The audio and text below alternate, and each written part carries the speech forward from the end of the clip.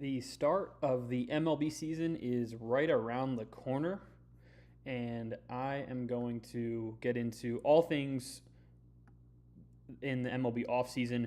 We'll talk trades, important signings, and then we'll even hop into a best ball draft towards the end of the live stream today. I am going to cover on this channel. I'm going to cover all things baseball, so fantasy, betting, dynasty fantasy baseball. So all things baseball, MLB. I do have the football page. That's just NolanKlineFF. This one's NolanKlineFB. I'm also on Twitter at NolanKlineBets. So be sure to check all those out. Like, subscribe, share the content. We'll be doing MLB content leading up to the start of the season and then all through the regular season in the MLB. So I'm just going to run through kind of to catch myself up, but also everyone listening on all the new signings, where players are, players who got traded. There's been a couple trades in the past couple days, so I'll get into all that and where everyone is headed. This is all the way back in November. Josh Naylor signing back with the Mariners. He got traded there last season, now signing a 5-year deal. So he's back with the Mariners. I'll probably touch on some of the important ones, maybe skip on some of the ones that are a little repetitive or are not as big as some of these other signings. Let's see here. Well, so this is from November. We know Pete Alonso does not return to the Mets, and Alex Bregman did not return either. Shortstop Connor Griffin for Pittsburgh. This is from November, but he was strongly considered to be an everyday shortstop for them, possibly in 2026. So we'll have to watch on that. Stole 65 bases in Double-A last season. Dolis Garcia was not re-signed by the Rangers. He went to the Phillies. I'm sure we'll get to that. Jarren Duran and Willy Abreu are still on the Red Sox. Brandon Woodruff back with the Brewers. He was hurt a little last season. I think he was recovering from some type of injury, arm injury. So hopefully he's back and healthy for them this season. Gleyber Torres is back with Detroit. Shota is back with the Cubs. Trent Grisham back with the Yankees.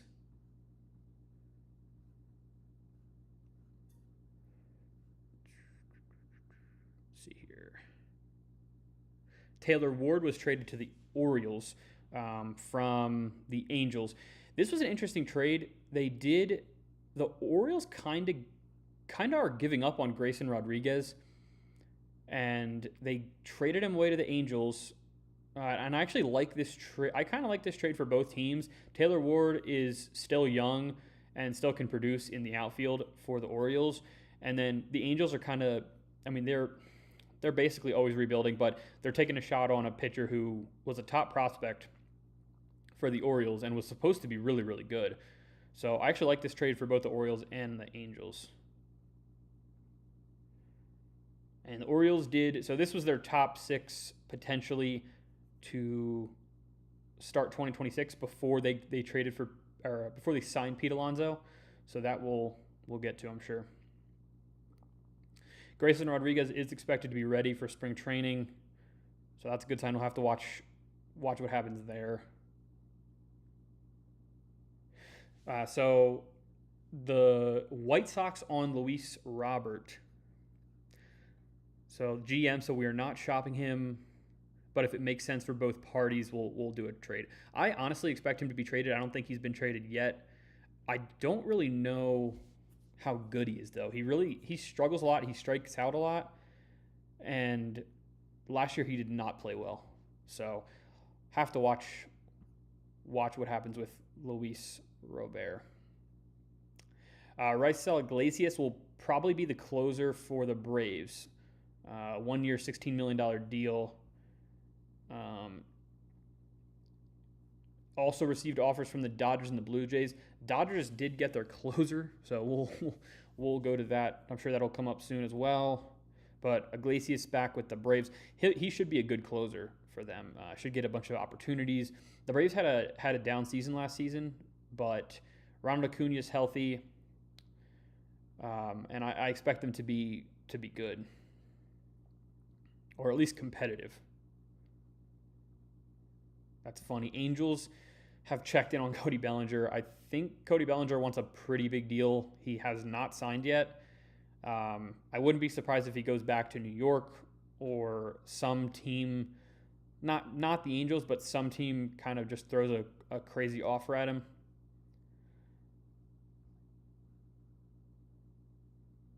So Garcia, that's not where he signs. Phil Maton signed a 2-year deal with the Cubs. I'm sure he'll be in the rotation.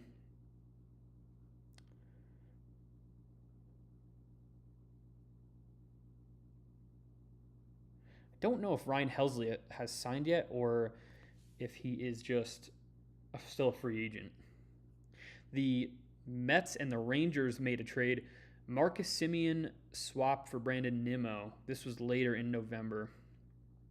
This is a decent trade for both teams as well. I think the Mets have some upside with an older Marcus Semien, and Brandon Nimmo is still a good player. So I actually don't mind that, although the Mets did lose Alonso. So their lineup needs some help if they're gonna compete, and their pitching staff still isn't the best either.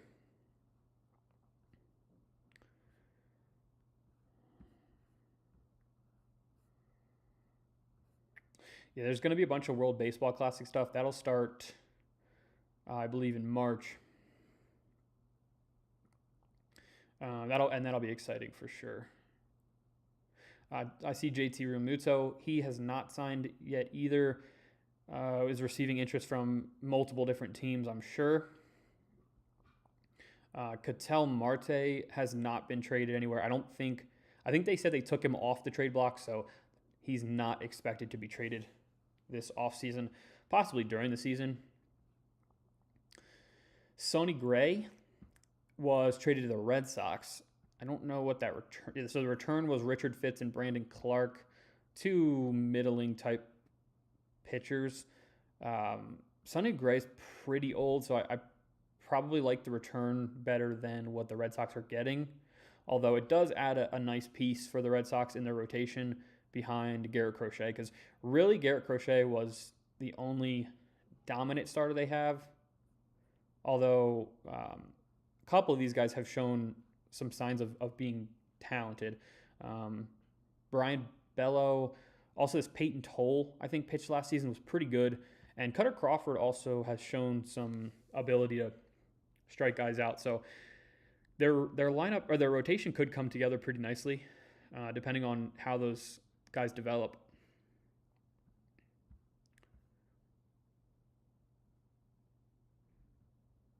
Yeah, Anthony Rendon is retiring. Okay, this is really the first big one. Dylan Cease signed a 7-year deal with the Blue Jays, $210 million, and their rotation is going to look pretty good. So huge signing. Cease was really up and down last season, so I'm really not sure where he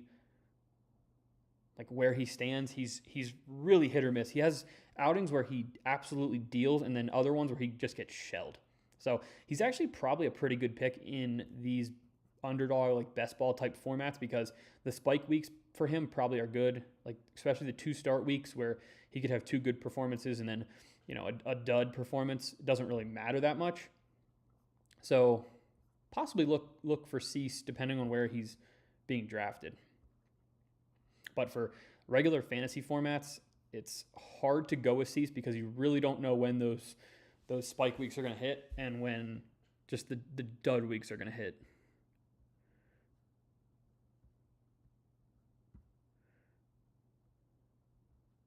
Okay, so Ryan Helsley signed a 2-year deal with the Orioles. I'm assuming that's to be a closer, but I'm not totally sure about that, so don't take my word for that.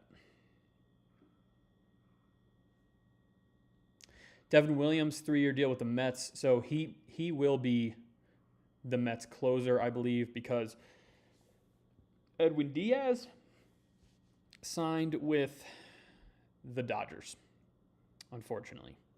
The rich get richer with Edwin Diaz to the Dodgers. This is a pretty hefty deal for Devin Williams, and 3-year deal, it kind of locks him into being the closer. He really struggled with the Yankees last year. I'm not sure why, because the year prior he was really, really good. But Mets potentially have a dominant closer signing this offseason.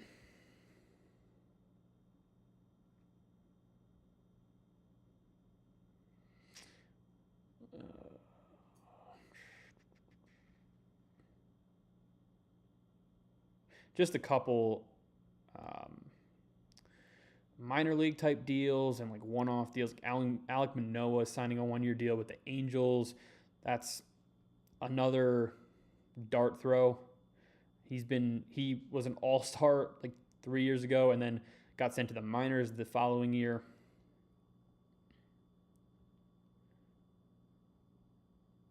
Bunch of players playing for Team USA.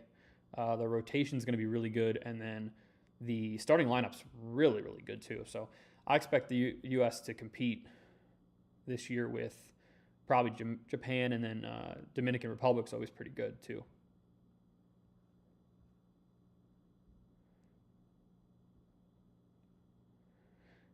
Joe Ryan. Nothing's happened with Joe Ryan so far this offseason.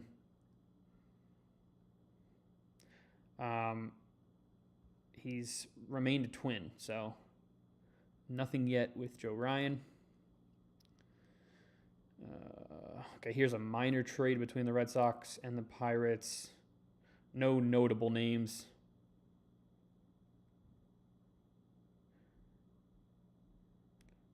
Castellanos on possibly playing first base. It was brought up to me, and honestly, it's something I would really welcome. That's interesting. I didn't totally miss that. Yeah, here, Twins not planning on trading Buxton, Ryan, or Pablo Lopez. Twins are going to be pretty bad this year, although Buxton had a great season last year, and Joe Ryan continues to be a really good pitcher. Really low whip and pretty good ERA, although he just doesn't get the wins because the Twins are not good. So that's his one pitfall.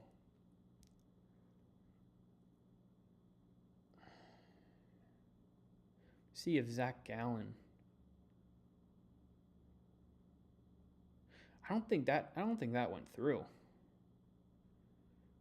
Mariners traded Harry Ford to the Nationals. That's actually a nice pickup for the Nationals. I don't know. I'm not familiar with Jose Ferrer, but Harry Ford was a top catching prospect in the Mariners organization, and obviously now with Cal Raleigh being Cal Raleigh, they're looking to move Harry Ford, and that could be a nice landing spot in Washington because he could get a significant amount of playing time. So something to look at for like deep leagues.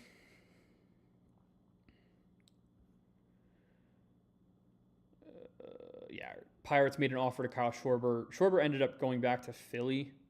I'm sure we'll get to that. Mike Soroka signed a 1-year deal with Diamondbacks. I actually really liked Mike Soroka a couple years ago. He had, I believe, Tommy John surgery or some type of surgery that put him back for like a year.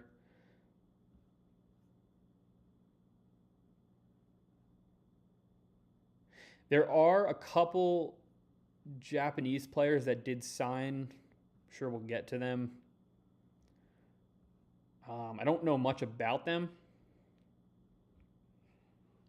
but they did sign. Buxton playing for Team USA. I don't know if Robert Suarez. Rogi Sasaki is projected to be part of the Dodgers rotation. That's an interesting discussion too, because they have so many guys, the Dodgers do, that are trying to fit in 5 or 6 starter spots for the Dodgers, and there's just not enough. Although I'm sure there will be plenty of injuries throughout the season that'll get players in the starting rotation for the Dodgers.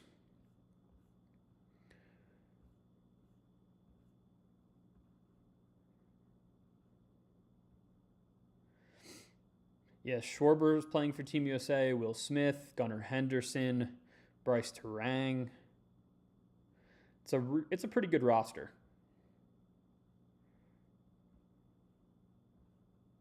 Yeah, Schwarber back with the Phillies, 5 years, 150. And then Edwin Diaz signed with the Dodgers, like I said previously. So, bunch of signings. And then where did Robert Suarez sign? Yeah, Edwin Diaz, 3 years, $66 million. Modest deferrals. But I mean, I'm expecting Edwin Diaz to be the closer for the Dodgers, so that's pretty much a perfect landing spot for Edwin Diaz. One of the best closers on the best team, if not one of the best.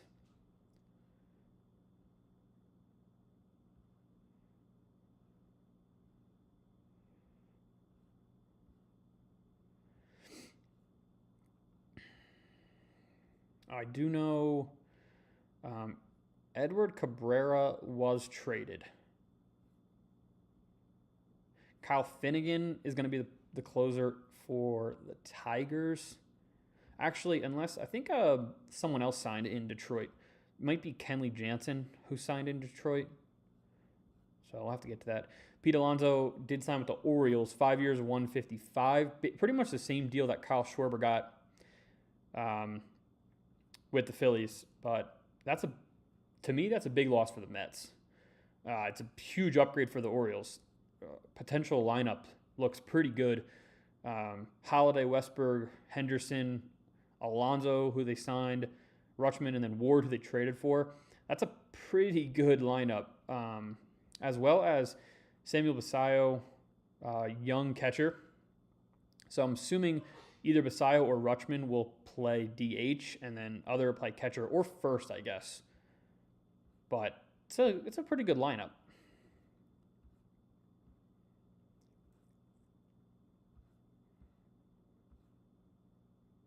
Mike Yastrzemski signed with the Braves.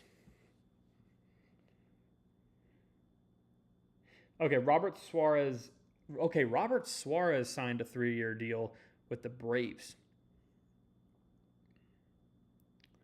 So I'm not sure, because Iglesias was back with the Braves. Suarez is with the Braves. I'm not sure. Okay, Raisel Iglesias will remain the closer, and Robert Suarez will be, I guess, the setup man. So that's an interesting move, because Robert Suarez was one of the top closers last year. Assuming Mason Miller will now be the closer for the Padres, unless he's traded away. So unless Mason Miller's traded away, because I see here they were listening to offers on Miller and Pivetta. Unless he's traded away, he'll be the closer. He's going to be one of the top closers to look for in fantasy.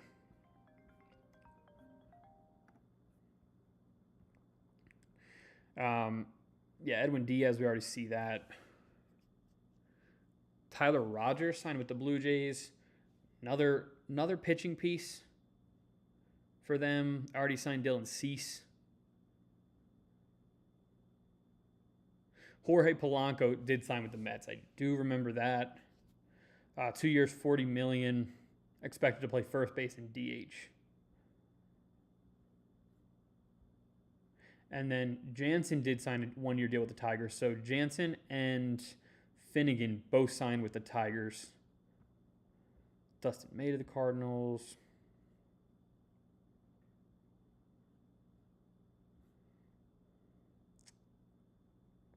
Yeah, there is some chatter about Jarren Duran being traded.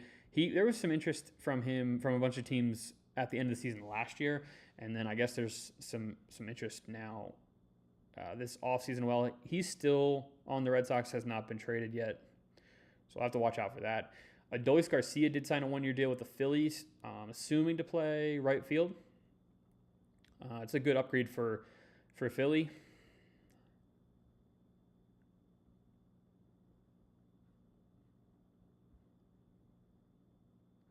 Jordan Romano signed a one-year deal with the Angels. Angels are picking up a bunch of guys on like one-year prove-it type deals, and it's not a bad option for them.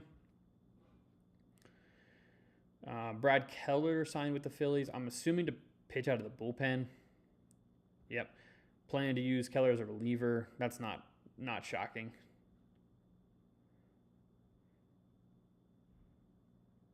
Bunch of guys playing for Team USA.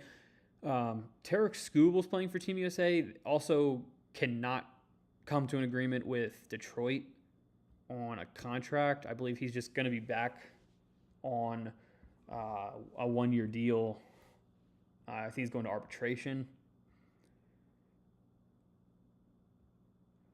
Logan Webb's pitching for Team USA. Michael King signed back with the Padres, 3 years, $75 million. He's been really good, one of the top pitchers in the league. Just needs to stay healthy, really.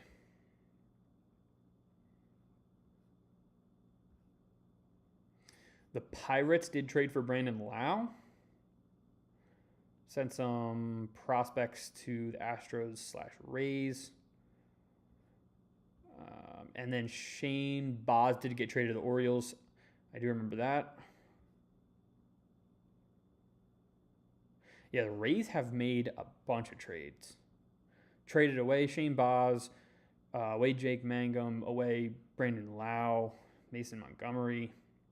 But they've acquired a bunch of young pieces. So that's pretty much what the Rays do.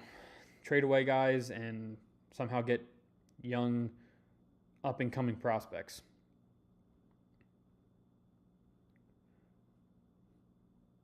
Yeah, so here is one of the players coming over from Japan. Murakami he signed with the White Sox on a 2-year, $34 million deal. This is shocking because the White Sox are really not known to make these types of moves. And, I don't even really know how they landed a guy from Japan. It's usually West Coast teams and mainly the Dodgers and the Padres. But White Sox get, hopefully, their first baseman of the future. I'm honestly not sure of Murakami's age. And it is only for a 2-year deal, so. Wilson Contreras did get traded to the Red Sox. I'm sure he's going to play first base for them. He stopped catching already last year, so I'm not surprised if he's full-time first base or even DH. Bryce Harper's playing for Team USA.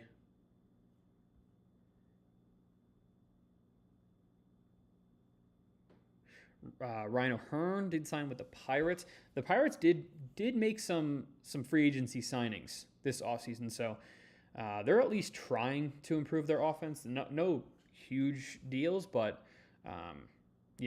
some deals to add key pieces. It's not like they're not trying at all.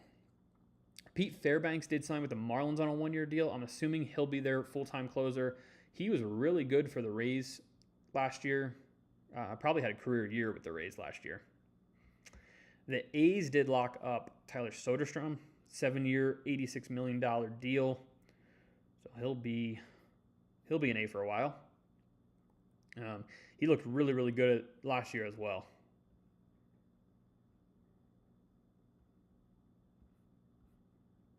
Yeah, here's another player from Japan, Tatsui don't want to mess up his last name, but he signed with the Astros on, see what the deal was, 3-year deal. Opt-outs after each year. So who knows what kind of deal or what kind of thing will come from that. But a flyer on a pitcher from Japan. Kyle Tucker has still not been signed.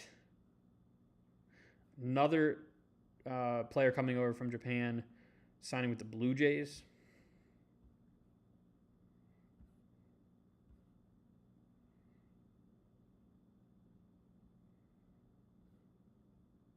Yes, Edward Cabrera got traded to the Cubs. I did know that. I believe they got a nice prospect in the return. Owen Casey they got from the Cubs.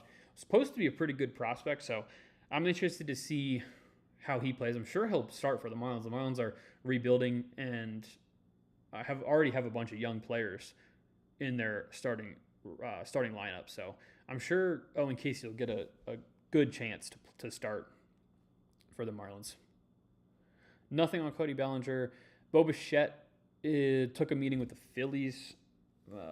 Was that 2 days ago?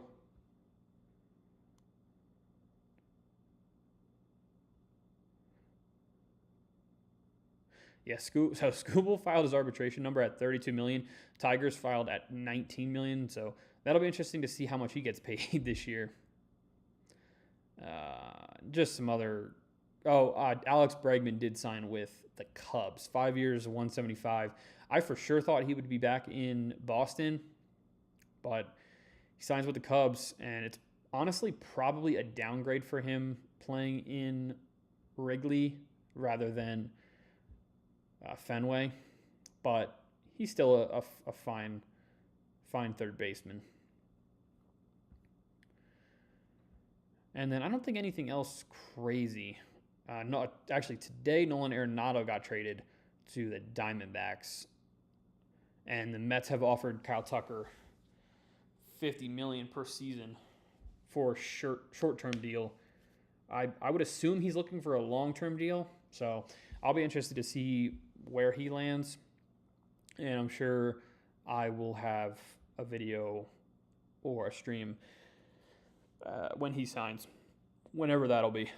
I am going to hop over and do my first draft of this season.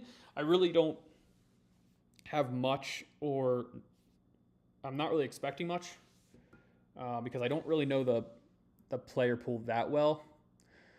Although, take a quick look at the rankings for this season so far. Shohei and Judge at the top, not a shocker. They should be 1 and 2. I'm really not sure how to draft pitching, so this format is kind of interesting.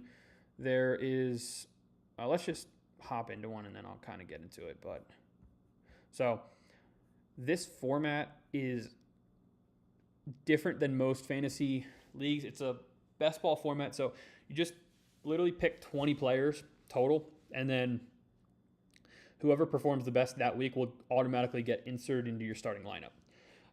So you're only starting 3 pitchers, 3 outfield, 3 infield, and then a flex. I believe the flex is just either an infielder or an outfielder, and then you draft 10 bench. So it's 20 rounds, and this format's definitely geared more towards hitters.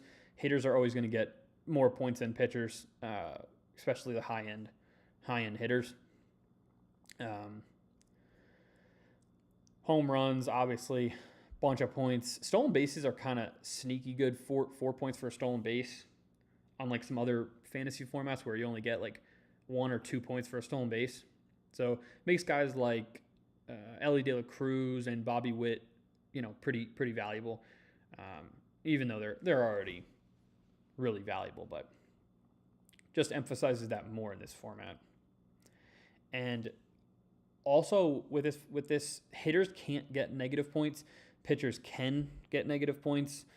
That's another thing to consider as well. I probably would wait on pitchers in this type of format.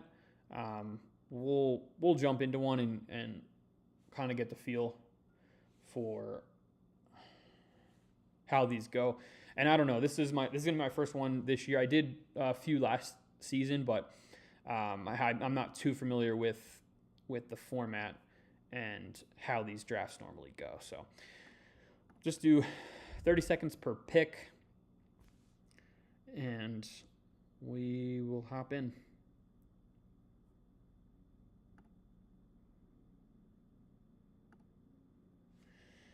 And we're probably going to be waiting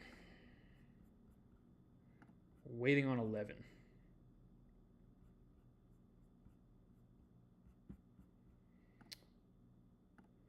But we can go through here and look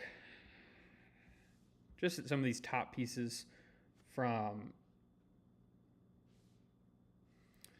last season. Ohtani and Judge obviously excelled in this format. You got two straight seasons with Ohtani playing out of his mind. 2024 and 2025, he pretty much was the top player.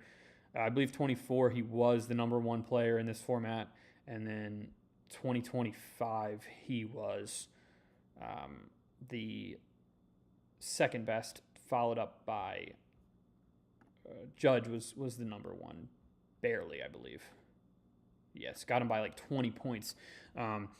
But either one of these, you really can't go wrong, Ohtani and Judge. Last season, 55 homers, 20 stolen bases. The stolen bases really dropped, which is why, I mean, you can see pretty much his numbers are identical. Where are the runs? Yeah, so he had a couple more runs in 2025 than 24, and then his RBIs dropped from 130 to 102 in 2025, but he stole like 25 less bases. Actually, 30. Well, actually, 39 less bases in 25. He was coming off an injury, I believe, or he was hurt at some point. So that could be the reason for that. And then Judge had another great season. So pretty much two straight seasons for both Aaron Judge and Shohei Ohtani of great performances. 2025, 53 homers, 114 RBIs, 137 runs. He's not going to steal bases, but the power is always going to be there, and he'll walk a ton too. So those guys are pretty much 1 and 2 for me, at least.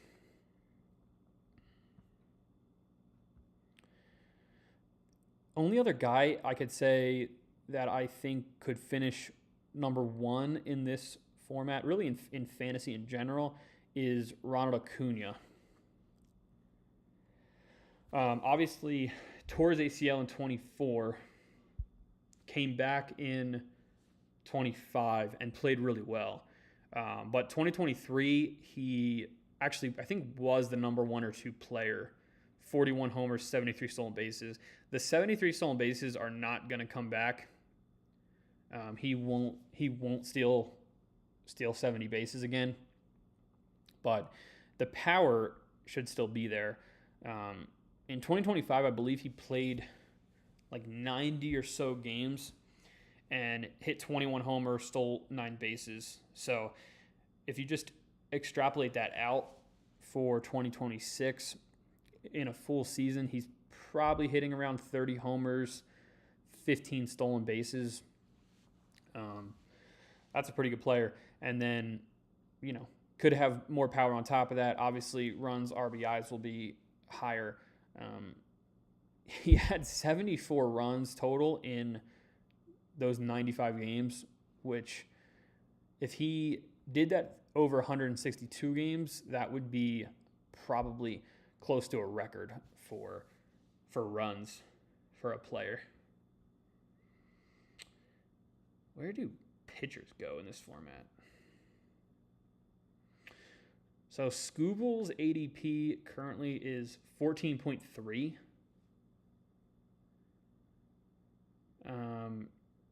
Honestly, I probably would take. Let's see. Yeah, I was gonna say I probably would take Crochet over Skeens in this format.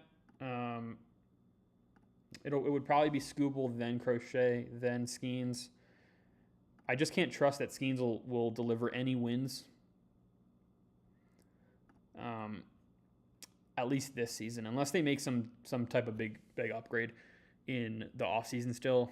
We still have, obviously still have a few months to go, so things could change for sure.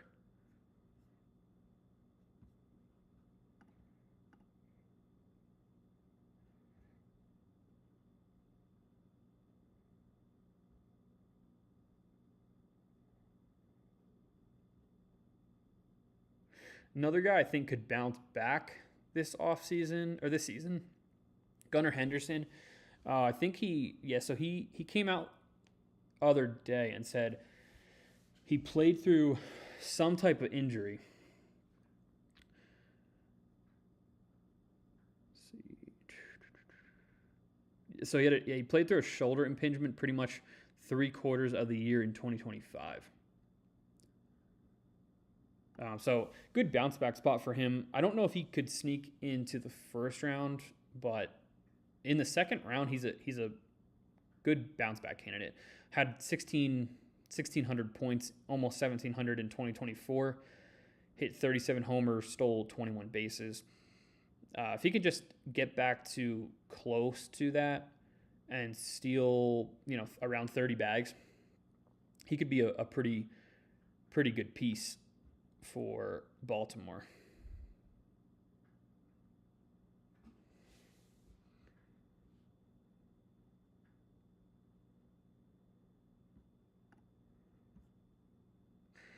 Junior Caminero, 31. Honestly, this ADP could be higher.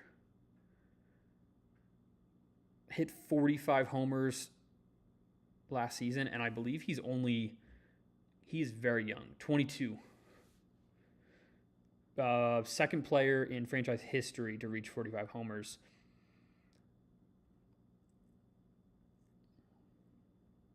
And only at the age of 22. I could see him having a really, really good season.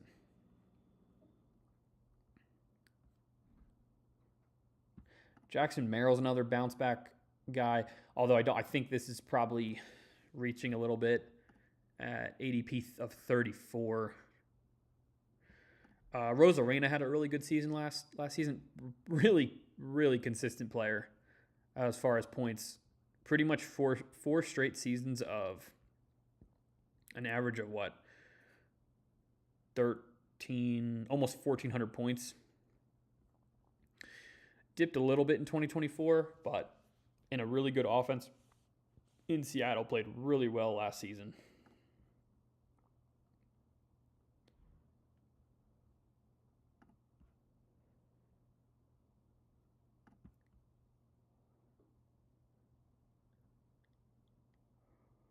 Pitching's really interesting in this format. Just guys don't score many points.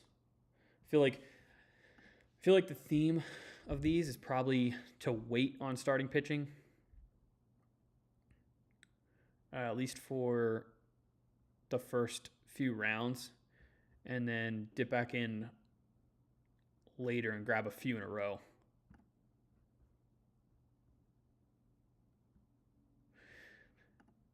Byron Buxton, ADP of 58. I think that's probably a reach.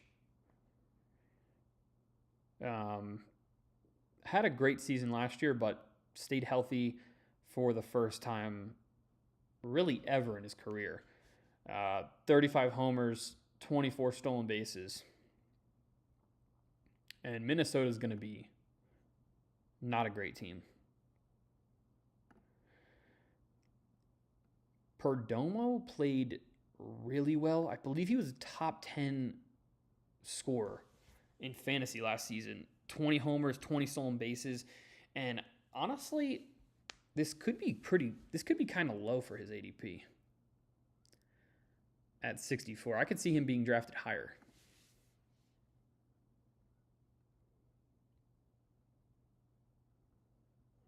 I would not be shocked at all.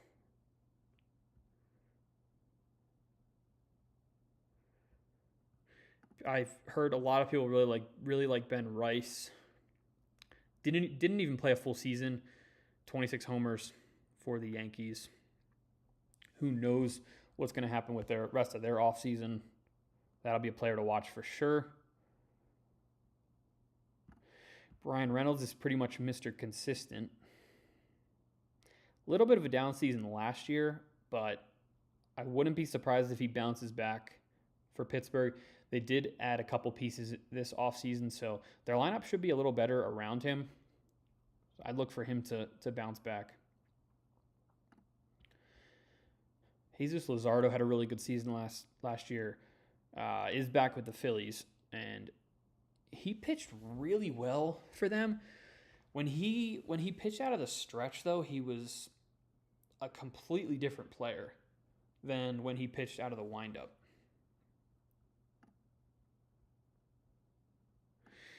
Thing with also today I saw the Royals announced they're moving their fence in a bunch. So that could be good for Vinny Pasquantino, who had a good season last year.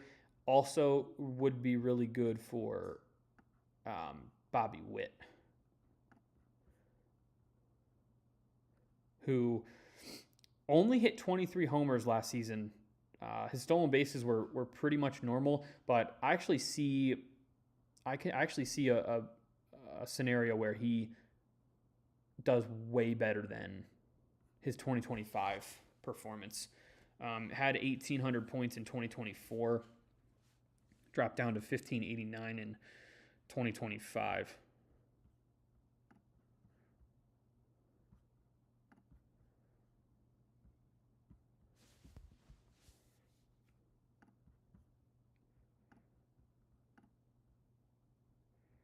Yeah, pitching in this, oh man, Cole Reagans, if he can just stay healthy, he should be really, really good in 2026.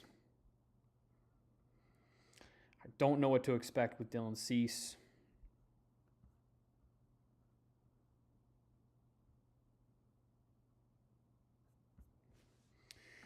What can we do while we wait for this? We still need 7 in this.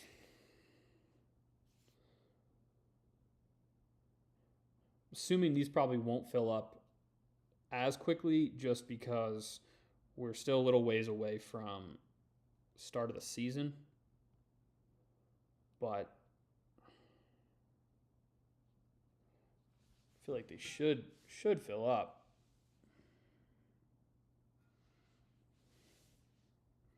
All right, waiting for 6. All right, it's going to fill.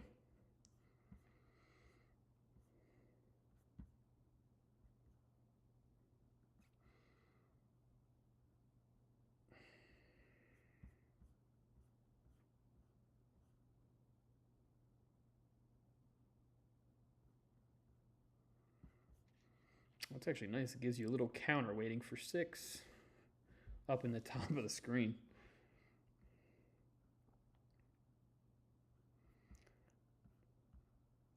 Let's actually look for, let's go here. Go to Baseball Savant. Look at some players from last season. Let's look at a guy like, I actually want to see, just because of the park changes, I want to look at Bobby Witt.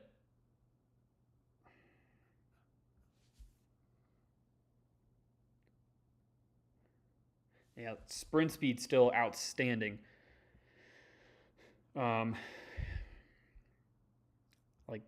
2023 stole 49 bases, dropped down to 38 last season. I mean, I could see his power and speed increasing in 2025. He could be, and he's only 25 years old. He actually could be a player I really, really like this season in 2026. And I mean, everything's red. Barrel rate, hard hit, xWOBA. I mean, he's a superstar player.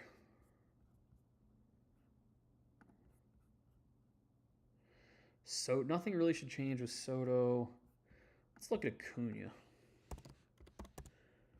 Acuna from last season. 2020. What was that great year? 2023. So 2023, whew, he was phenomenal. If we go to 25, after coming back from the ACLs, his sprint speed didn't change really at all. So could see some actually more speed or more base stealing than expected. But really nothing changes with hard hit, barrel rate, exit velo was 92.7 last year. What was it in 23? Okay, 94.7, so dropped a little bit. Guy gets on base like crazy too. That's something that you don't have to worry about with him at all. Let's look at another guy I have some questions for this season. Elly De La Cruz. Ugh. Yeah, they just look... So his baseball savant does not look good. I mean, 2024 was even significantly better.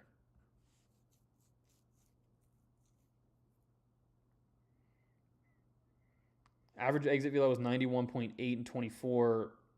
25 was slightly lower. What has significantly changed with him? He's still going to steal a lot of bases. I don't think that will change at all.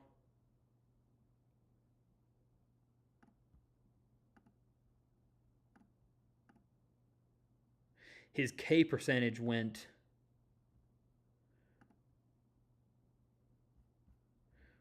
up, I believe.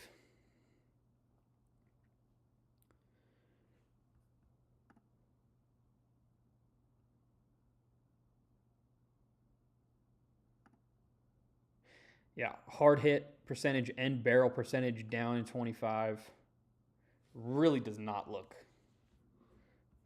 like a first round player last season.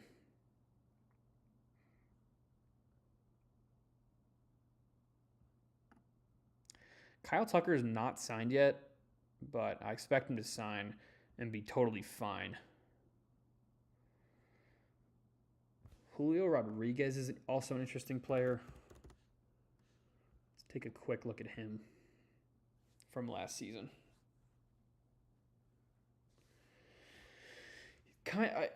Every year he's awesome late in the season, and early in the season he struggles a lot. So it's really hard to gauge. But his end results are always good. Like the last year, 32 homers, 30 stolen bases. 24 dropped a little. Let's see where he was, 24.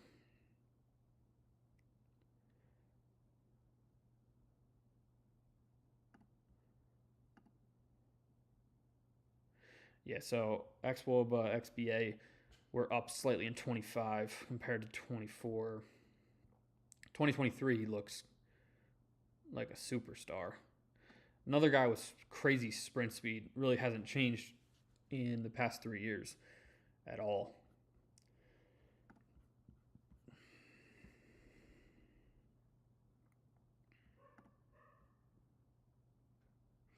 Vladdy's been pretty consistent too. pretty much the same sort of season past 4 years. 23, he had a little bit of drop in production. Rafi Devers.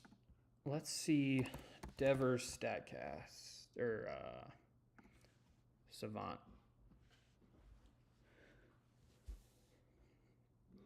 Yeah, end the season last year, he really was not great. He obviously doesn't run at all.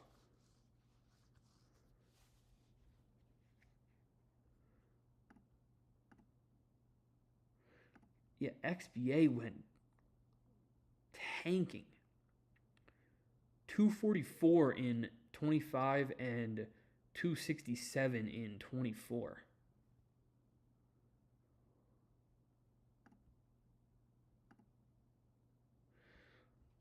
Bat speed went down. Squared up percentage went down.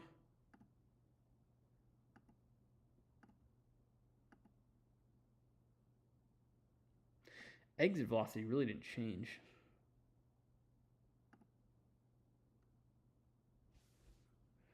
He's an interesting player. I don't know if I would draft him.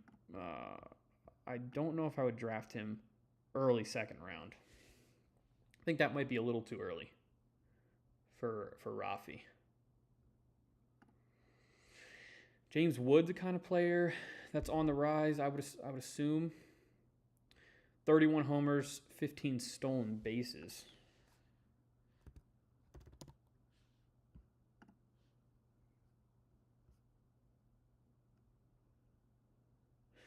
Nothing crazy as far as sprint speed.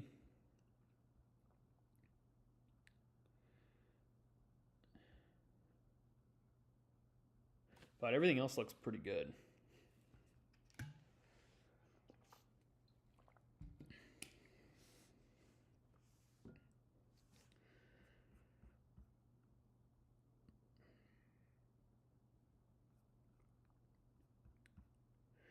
Average exit velo 94. That's elite. Yeah, exit velo and hard hit percentage is elite for James Wood. All right, waiting for 3. This should fill soon.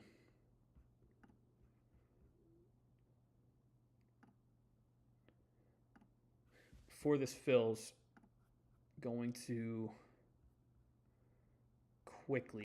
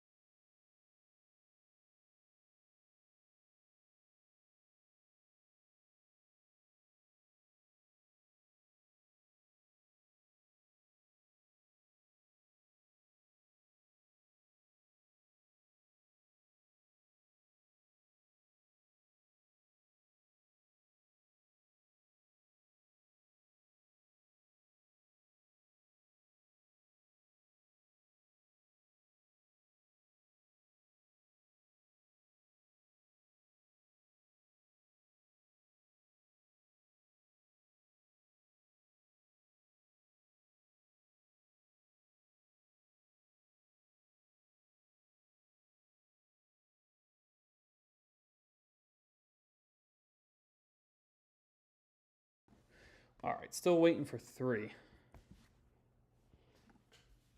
Let's go. I'm shocked there's not more people trying to get in these.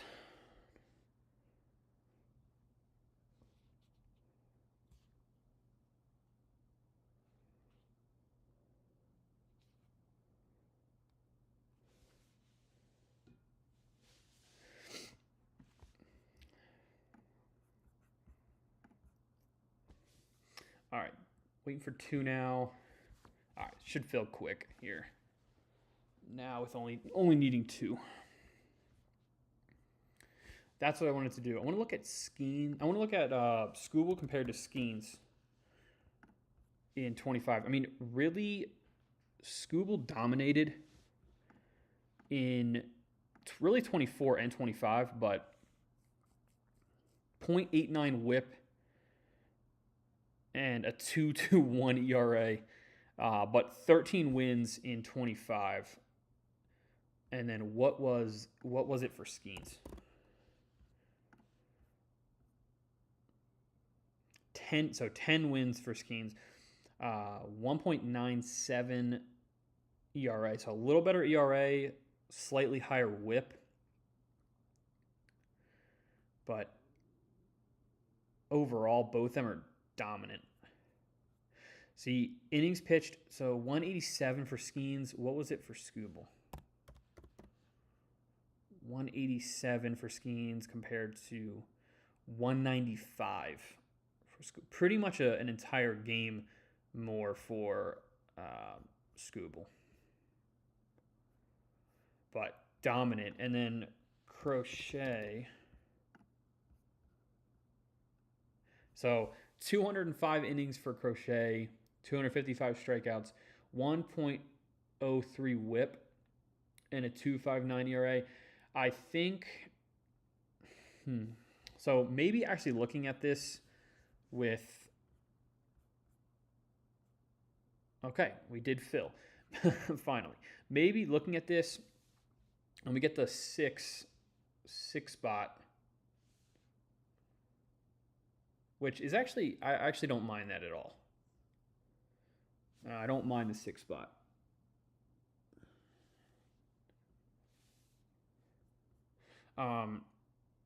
Maybe I would take Skeens over Crochet, but I know Crochet can deal with the workload. But I'll be interesting to see who goes in this first draft of 2026.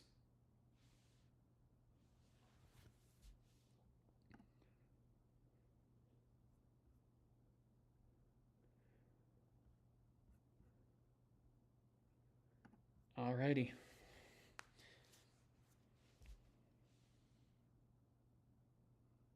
Hopefully you can see most, yeah, you can see pretty much the whole board. Just not going to be able to see the 12 spot, but all right, Ohtani, Judge go. That's not a shocker.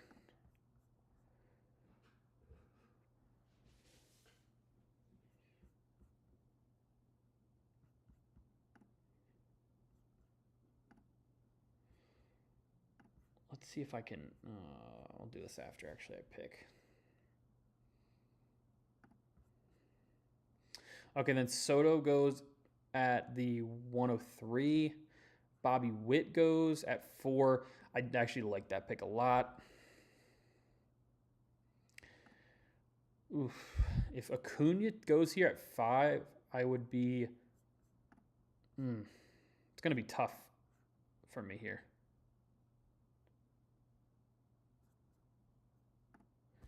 Guess I would go Corbin Carroll. Okay, Lindor goes. Wow. Okay, Lindor goes at the 5 spot.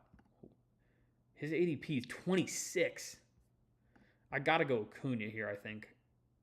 Just most upside. Like I said earlier, he has the upside of being the top player. So you gotta take a guy in this format who has the opportunity of being the top player.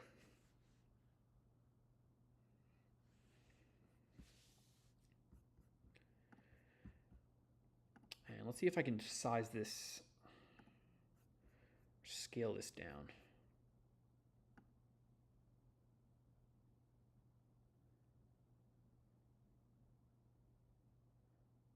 All right, there we go. Now I can see the whole board.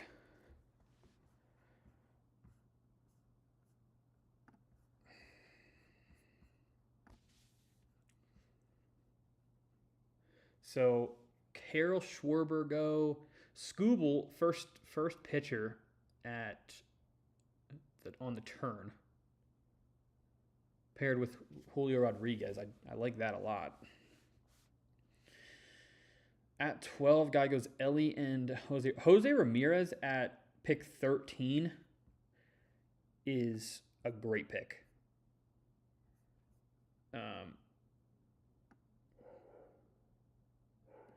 He is like Mr. Consistent especially in this type of format. He's a guy who has probably one of the highest floors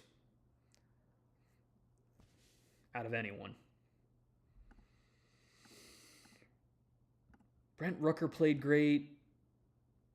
Jackson Churio's still here. I think I'm gonna go Gunnar Henderson.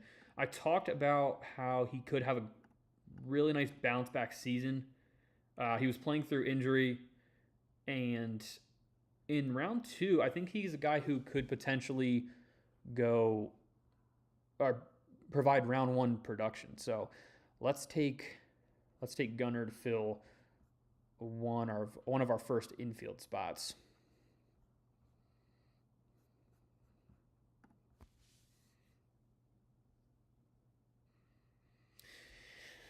Cal Raleigh goes. The Raleigh picks deserved. He had a historic season in 2025, so I'm not shocked that he goes in the second round here. I missed Crochet. So Crochet did go before Skeens. That's probably what I would do. Guy at the 8 spot went Schwarber and then Crochet. I think Rafi Devers in the second round is not a great pick. That's why I didn't take him. I just think there's really not a lot of upside with that pick. All right. Rooker goes, Churio goes, Duran goes. Pete Alonso in this spot would be fun. Roman Anthony in the third round could be fun. He played really well down the stretch last season. Caminero could be a fun pick in this spot as well.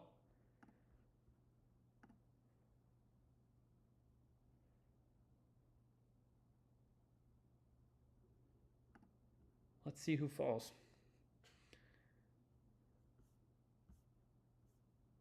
I feel like outfield can get kind of thin. So I feel like targeting outfield in this format might be the better way to go. Taking Roman Anthony over Caminero seems crazy, but if we're going for upside, let's take Roman Anthony. So we have Gunnar, Acuna, and Roman Anthony. Our first 3 selections in this one. It's a really, really interesting format.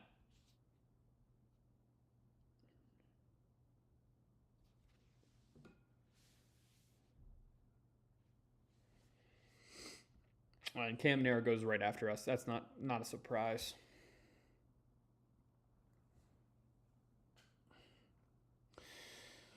Randy Rosarena had a really good season last year. I don't know if it's repeatable for him, though.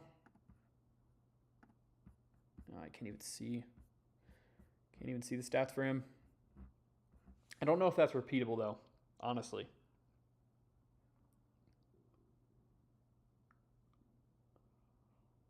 Jackson Merrill had a really down season, too, last year. He was top prospect, supposed to be really, really good.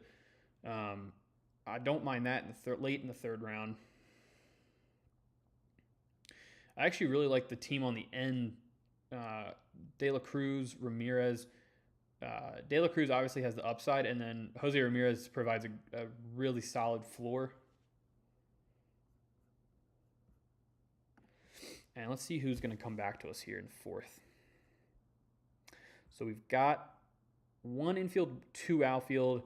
Positions don't really matter that much, I don't think, in this format. And I'm probably going to wait a while on pitching, just because I don't think there's guys that really separate themselves besides the ones at the top, and I feel like injuries are more prevalent in those guys. So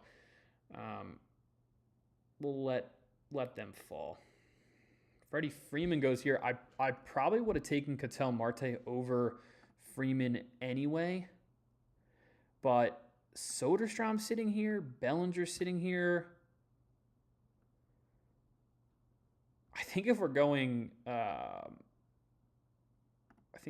for maximum potential, we'll take Tyler Soderstrom. Rookie in a small park, and he had a great season last year, and it was obviously his rookie season for the A's. Also, the A's are starting to put together an actual team that can compete, at least offensively. I do think Ketel Marte in that spot wouldn't have been bad either. But I like going with the two young guys here in Roman Anthony and Tyler Soderstrom, especially in a format like this where you're literally hoping for the maximum. You're looking for the best outcome to perform in this style of draft.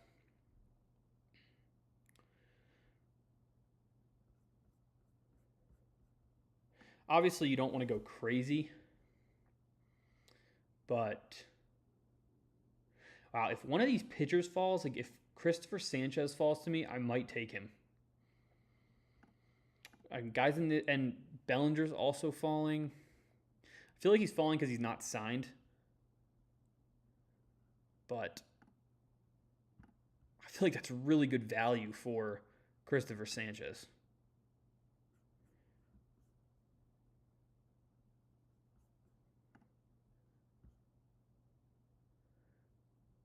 Manny Machado wouldn't be bad in this spot. Same with Austin Riley. I think he could have a bounce back season. He's been hurt and injured a bunch. Machado goes. Wow, is Sanchez gonna fall? This guy in front of me already has a starter. I don't think he would go another one. Okay, goes Brandon Nimmo.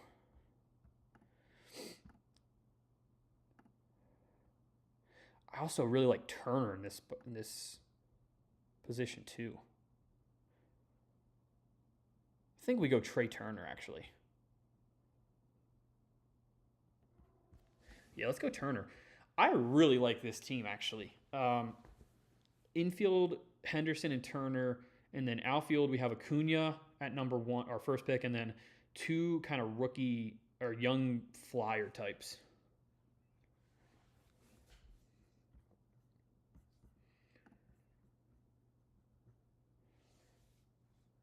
Sanchez goes right after me.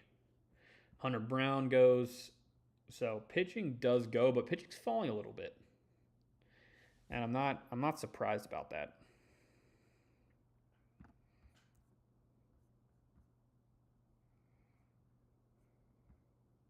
But there's still plenty of good pitchers here. Plenty.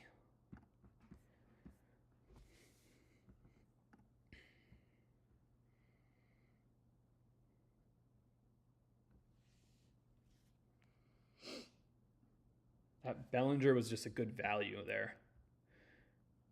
Guy at, what is he at? 10. Putting together a pretty good team. Tatis, Guerrero, Rosarena, Harper, Bellinger. It's a pretty good roster there. Riley's another great bounce back candidate.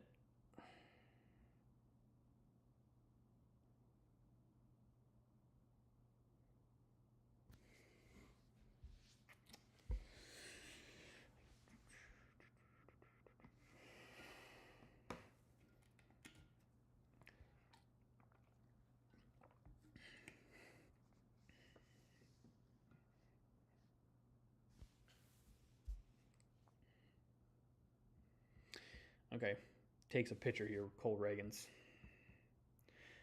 Yeah, I guess we should at least start looking at the pitchers, but there's a bunch here that are kind of falling. Cease, Gilbert. I mean, I like Gilbert probably the most out of this group. Never know what you're getting with Dylan Cease. But, yeah, it looks like pitcher's probably the play here.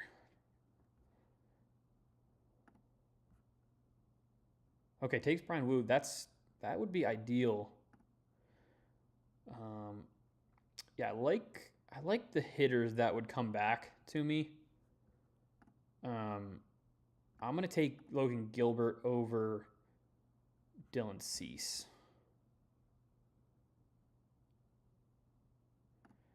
I just think there's probably a better floor for Logan Gilbert and potentially a higher ceiling for him too. I just really don't know what I'm getting with Dylan Cease, although the wins probably should tick up now being with Toronto. So that's something to consider too. Michael Harris, really? Yeah, don't trust Mike Trout at all. That would be probably a disaster pick.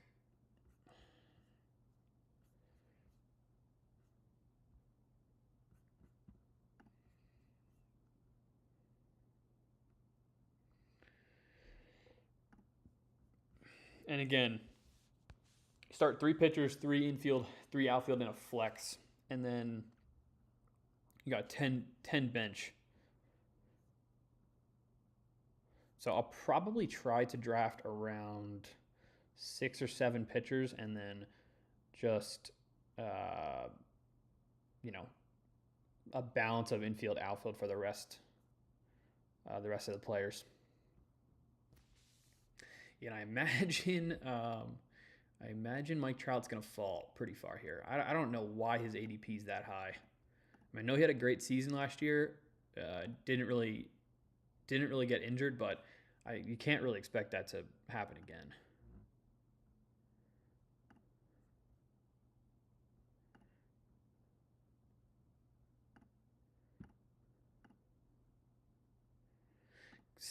Brian Reynolds, Stephen Kwan, both guys who are pretty consistent.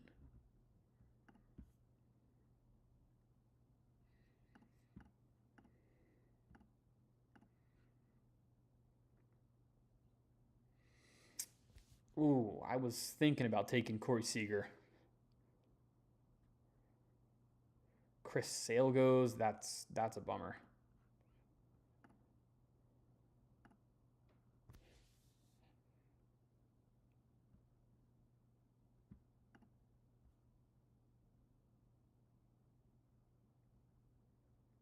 Willie Adames, sneaky season last year. Probably won't get back to the 1,500 points, but still hits for power. 30 homers. Same with Pasquantino.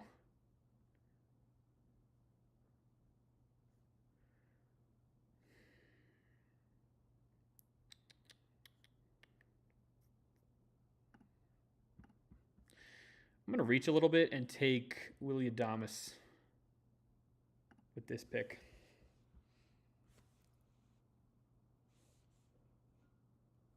And hopefully Vinny Pasquantino falls back to me, because I think I talked earlier about the park dimensions getting smaller. I think he could be a good value here.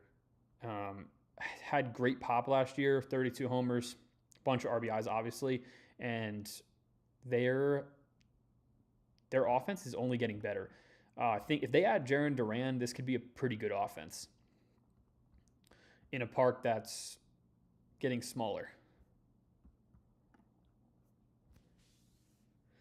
So let's see how this shakes out. Yeah, I'm not honestly not concerned about pitchers. Like, there's so many guys that are falling here. I talked about Joe Ryan, pretty consistent. George Kirby had a down season, but he could easily bounce back. Okay, Vinny Pasquantino goes. That kind of sucks. DeGrom had a great season. Luzardo had a good season. He's not a bad option. Bo Bichette has not signed yet, although if he signs in Philly, it could be a great ballpark for him to hit in.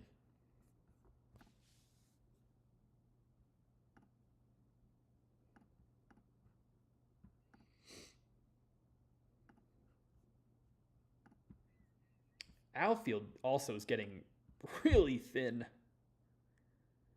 Yeah, Santander goes. I'm sure there's a bunch of guys down here that we could take flyers on, though. It's not a problem. Okay, DeGrom goes.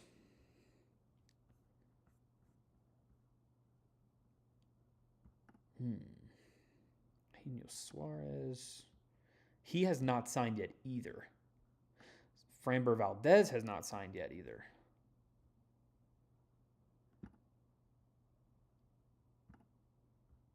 Let's take Luzardo.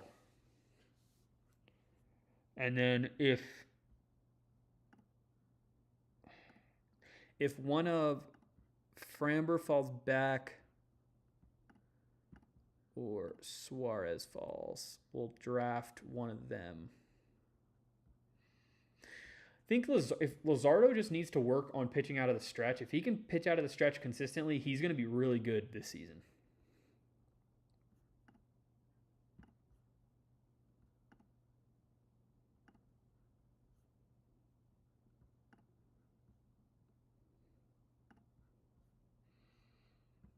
I don't know what's going on with Luis Robert.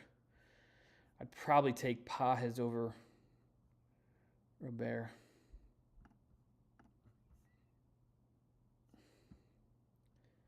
Dylan Cruz with an average season at best. Yeah, I think the move's probably waiting on outfield after you take a bunch early because it really falls off. You might as well wait and just take a bunch of flyers in the outfield.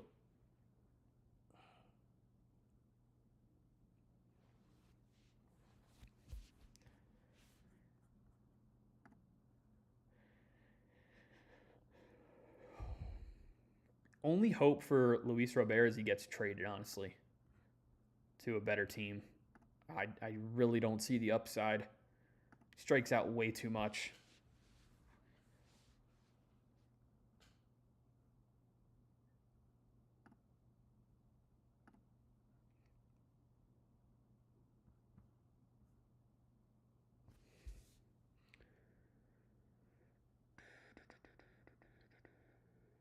Okay, if Pages goes here, I guess we're taking Contreras because I don't see another player I'd really love to take. And I know William Contreras is catcher, but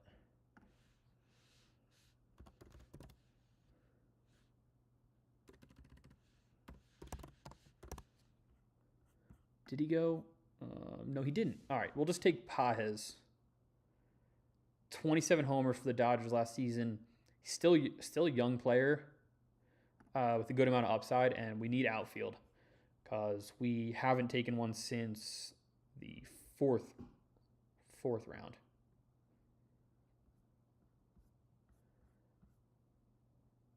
I wanted to look at Michael. So it's M-A. Okay, he's gone. Okay, well, there goes that. Bryce Terang put together a nice season last year. Mackenzie Gore is a pitcher I like a lot. If he wasn't on the Nationals, he would have so much more opportunity for wins. That kills him. That absolutely kills him. Matt Chapman, another player that could have a good season here. Dolis Garcia, some upside on the Phillies. That's an outfielder can look to target when it gets to me. Schwellenbach goes, Terang goes.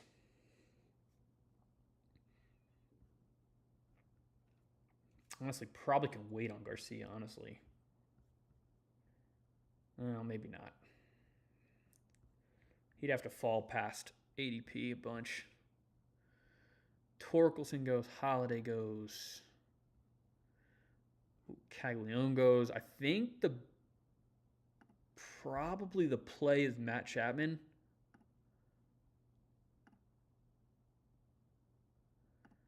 Had a little bit of a down season last year, but overall really consistent, and nothing has changed for him at all. So we'll take Chapman. We have a good amount of infielders now. Got some starters. Dolis Garcia would be nice. Let's load up Gore if he somehow makes it. Not too interested in Pablo Lopez. Gosman would be fine. So we'll load him up.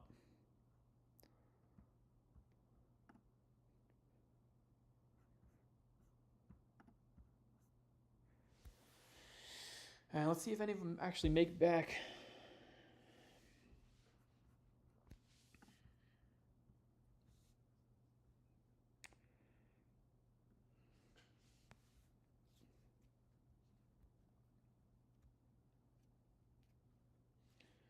Still got a little ways to go.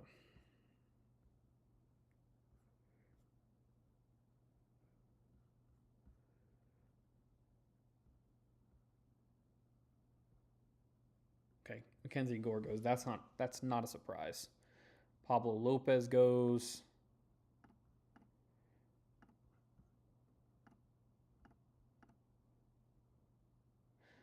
Robbie Ray. What a season last year from Robbie Ray. I mean, would be really hard to repeat that, but I guess it's doable. Jason Dominguez might get in line to play regularly in 2026. That could be an actual decent pick. Okay, Garcia goes, so definitely we'll have to pivot. Sidon Rafaela goes.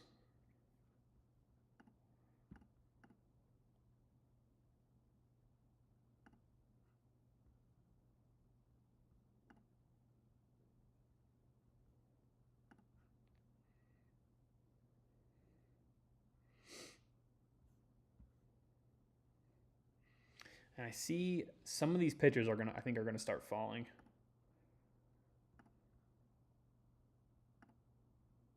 Okay, he goes Trent Grisham. We're gonna take his teammate, Jason Dominguez. Really, really young outfield we have. Roman Anthony, Tyler Soderstrom, Jason Dominguez, Andy Pajes, and then obviously Acuna at the top. Definitely need to start focusing on pitching. So if Robbie Ray's there, we'll take Robbie Ray. Brandon Woodruff should be fine.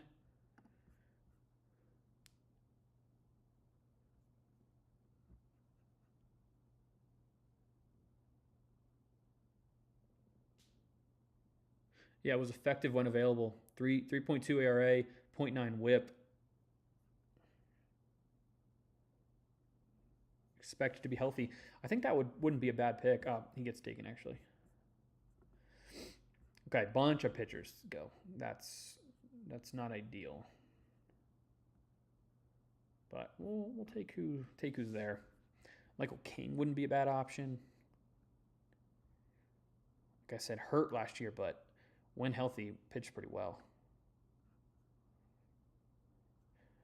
Luis Castillo also wouldn't be a bad option either. Tyler Glasnow, when healthy, is great for the Dodgers.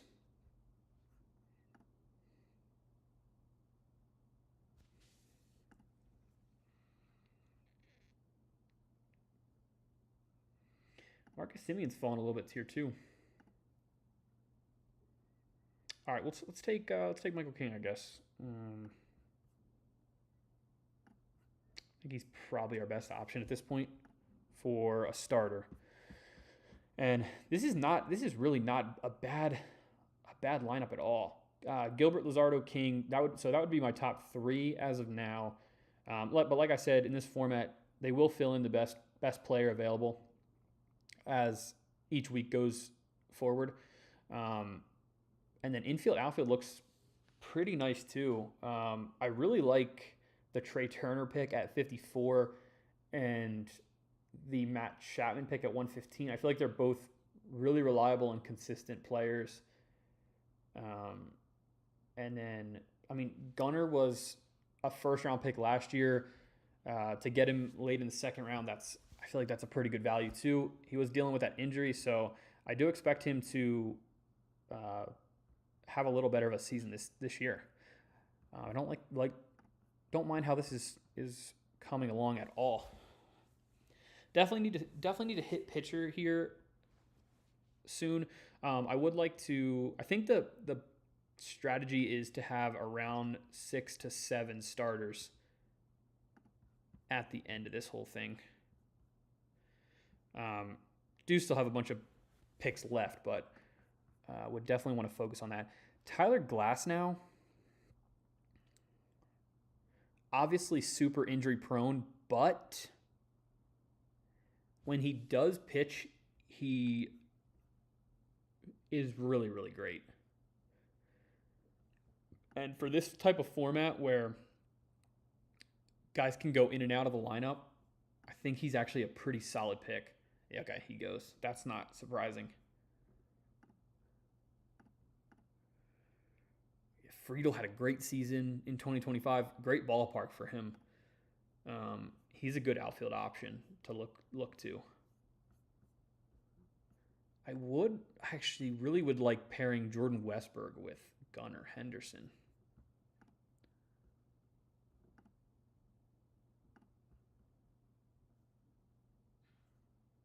Okay, Carlos Rodon goes.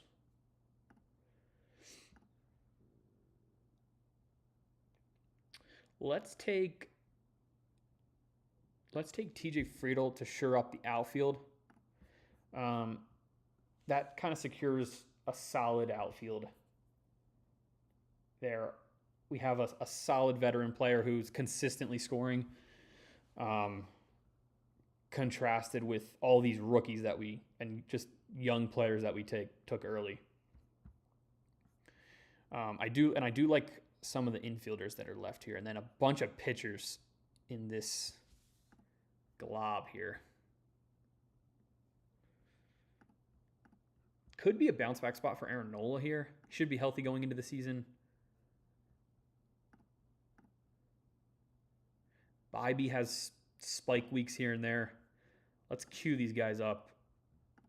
When is Garrett Cole?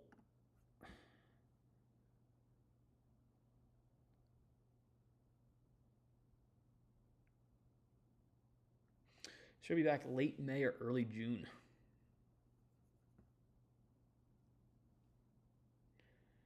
Yeah, I'm gonna miss the first 2 months. I don't love drafting injured players right off the bat, so probably an avoid for now until there's like more news for him. Eovaldi, there's really no upside. Ryan Pepio, I do like. Definitely some upside and spike week potential. Nola is just such a... Like, you're never going to get a crazy year from him, I feel like. But he has been really consistent up until last season he got injured. But let's take him. Already have Luzardo. And let's pair Luzardo with Nola here. I feel like that's a pretty good value for a guy who had a down season because of injury last year and has the potential to bounce back and be pretty solid for the Phillies.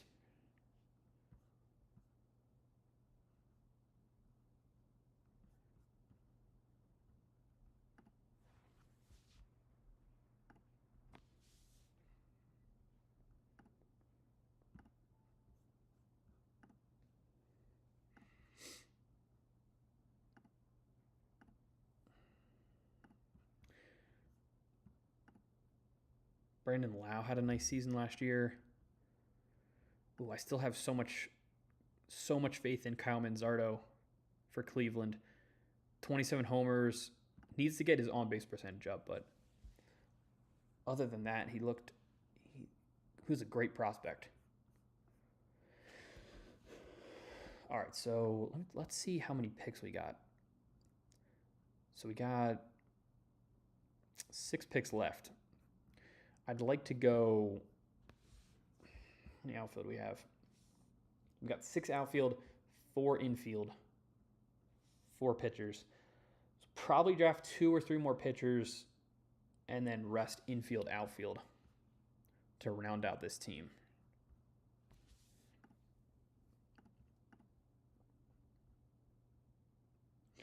I don't even know if Castellanos is going to be playing for the Phillies. Traded or released. Yeah, I don't love that for Castellanos.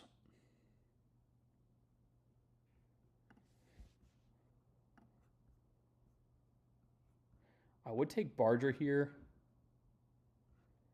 Also, Paredes, wouldn't mind him either. I think those 2. Hopefully, one of them make it.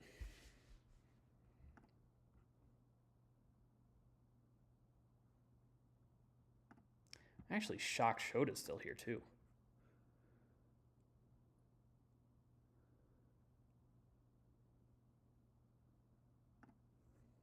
Had a good 2024.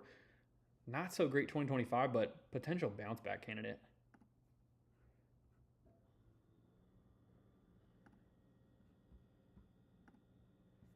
Okay, Brandon Lagos. Let's go Barger. He had a great end of the season in 2025, and I think he's got the most upside to improve in 26, and we do need an infielder. So let's take him. Boz playing in a great ballpark and on a pretty good team now. I like him. Don't love Roki Sasaki. I just don't know what I'm going to get from him in 2026. Could be good, but you just never know. Lodolo also has some pretty good. He was good last year. He's in a horrible ballpark, but for those spike weeks where he's not at home, he's got crazy upside.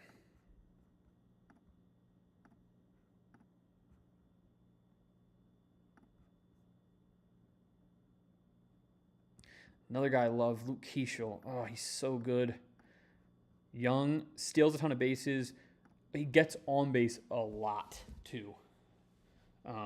That's something that is super appealing about him.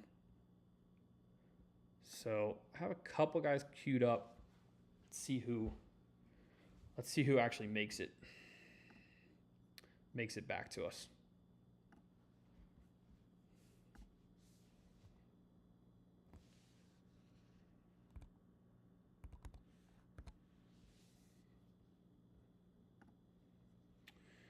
Okay, bunch of pitchers go.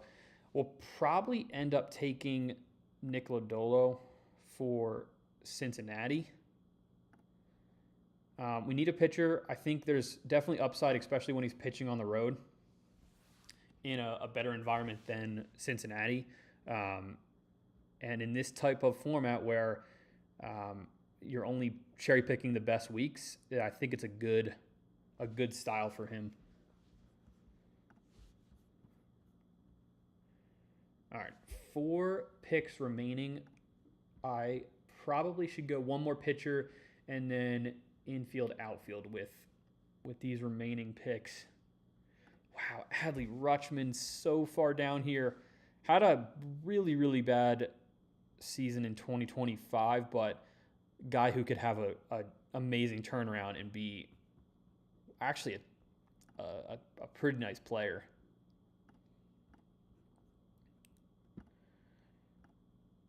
Moniak in Colorado.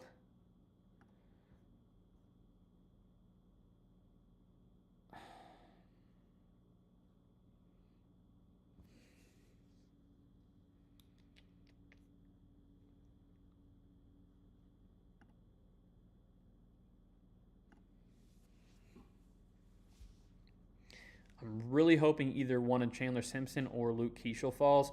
If not, I'm fine with Rutschman. I wouldn't mind Rutschman at all. Pair him with Gunnar Henderson in Baltimore. And last season, Adley Rutschman was much higher in ADP than he is currently.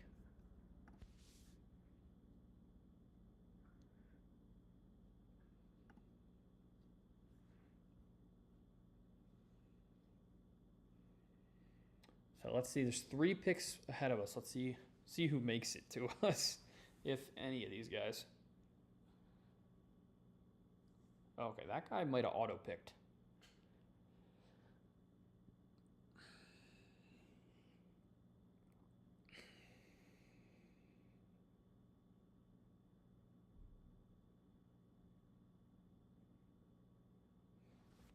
Okay, Gustin Ramirez goes.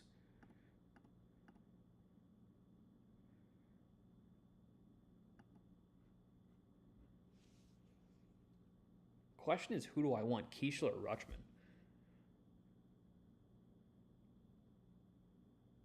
Oh, of course.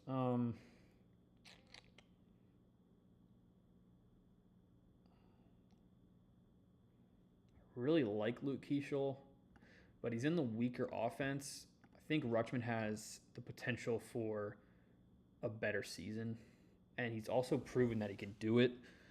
So let's take Adley Rutschman. If somehow Luke Keeschel falls back to us, we'll take him, but I doubt that will happen.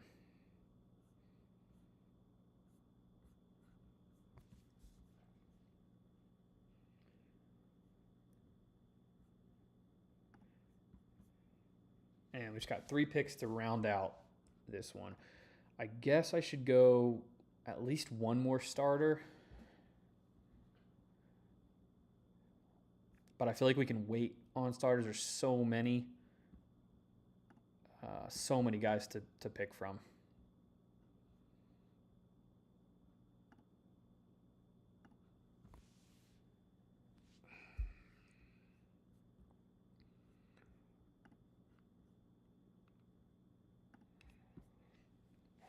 I'll probably just take best available here at the next pick.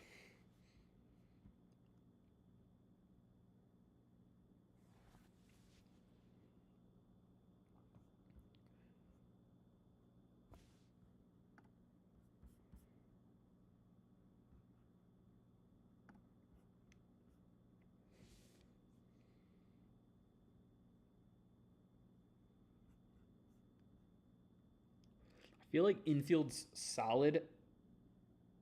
I think probably should focus on outfield and pitching.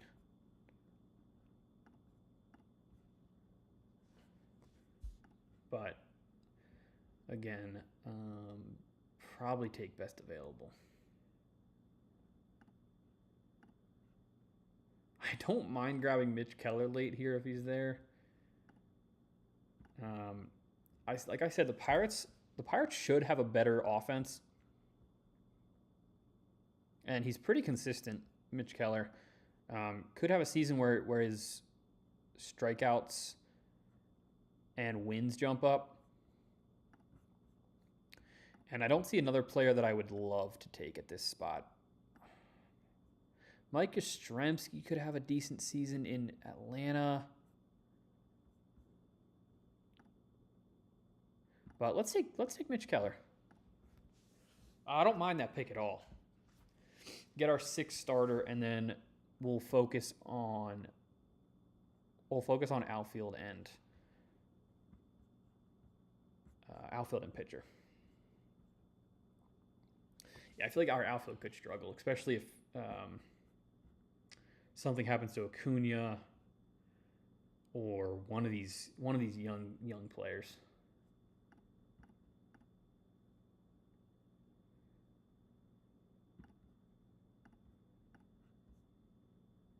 Cedric Mullins in Tampa Bay could be nice. Nootbaar in St. Louis.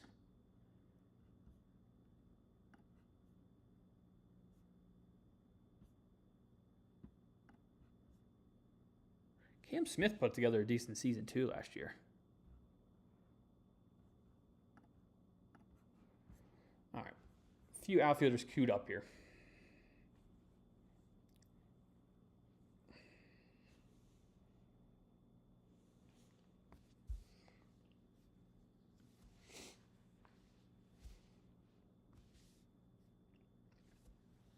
All right, Yastrzemski goes right before us. Who do I think has the most upside at this spot?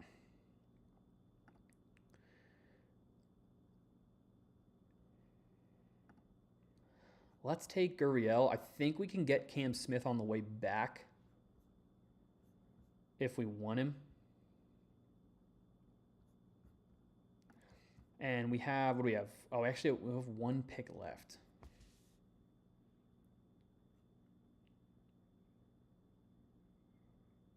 Well, we'll take the best available that's there. I don't mind taking an infielder either, but I do think our infield is pretty set. But let's see who falls.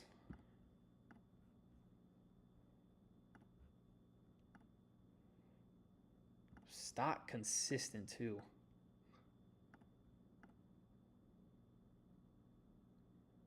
Lisa Rise, one of the most consistent players as well. See if any of these guys fall to us, and we'll take them with our last pick here.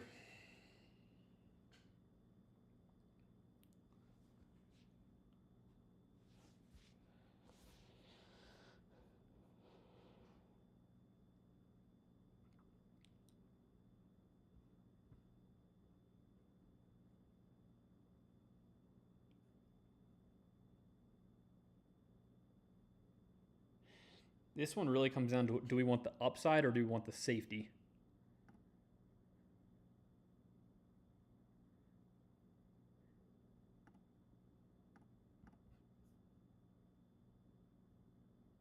I think we go Luis Arise.